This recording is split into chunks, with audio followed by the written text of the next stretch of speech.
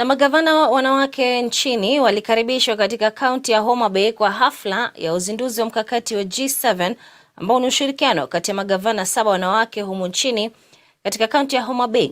Haya yanajiri kabla ya kongamano la pili la uwekezaji la kimataifa la HomaBay au HoBIC linalotarajiwa kung'oa nanga hiyo kesho. Hafla hiyo ya siku 3 inalenga kuvutia uwekezaji wa kimataifa na hata wa humu nchini ili kufahamu uwezo wa uwekezaji wa kaunti hiyo ya HomaBay. Rais William Ruto anatarajiwa kuhudhuria hafla hiyo hapo kesho ili kukagua maendeleo ya miradi mbalimbali na hata kulifungua kongamano hilo kirasmi. Mkutano wa leo wa G7 ulihudhuriwa na magavana, wabunge, wawakilishi wadi pamoja na wenyeji. Hii ni katika nia ya kushawishi uwakilishi zaidi wa wanawake katika nafasi za uongozi. Keta Ndiego na maelezo zaidi.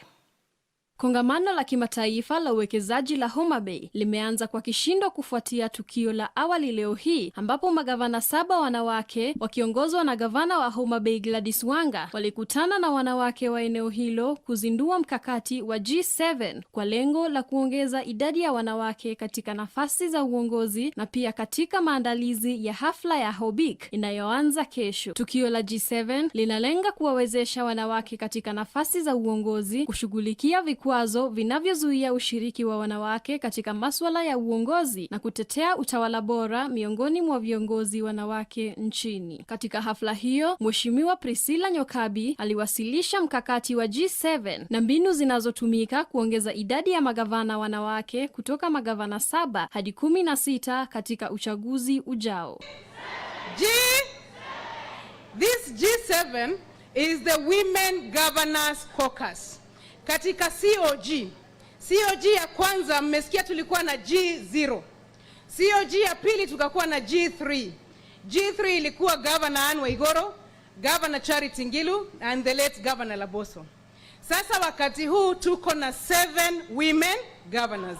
Kule COG inakuanga council ya government na ndio kwa maana zinaitwa G48. Zile G47 counties pamoja na national government wanakuwa G48. Sasa ile COG itakuwa ndio nyumba ama ndio mahali ambapo G7 wetu pia wanaketi. So ndio kwa maana tunaita G7. 7 governments. Yeah, 7 governments, the Women Governors Caucus.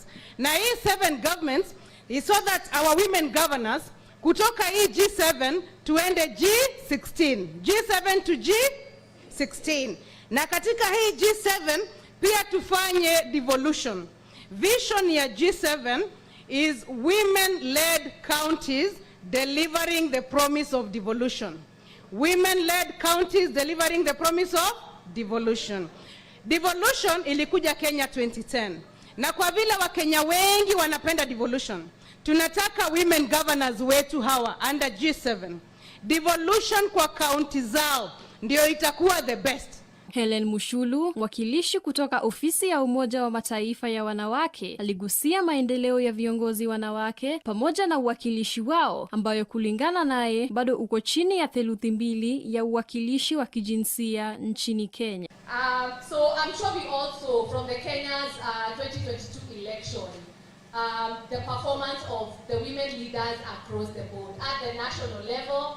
We saw an increment in the number of women who are elected as MPs, but the most significant change was at the gubernatorial level, where we saw the women governors increase from 3 to 7. Let's clap for our women governors. However, despite this progress, I know as Kenya, this is a significant progress, but this is still, women's representation across all seats is still below the 2/3 gender representation or 33%, because women now hold 10.6% of the elected seats, which is below the 33% that is guided by our constitution. This representation is also below the UN Sustainable Development Goal SDG of 50%. So we're not just talking about 33%, we are aiming at 50% in the future.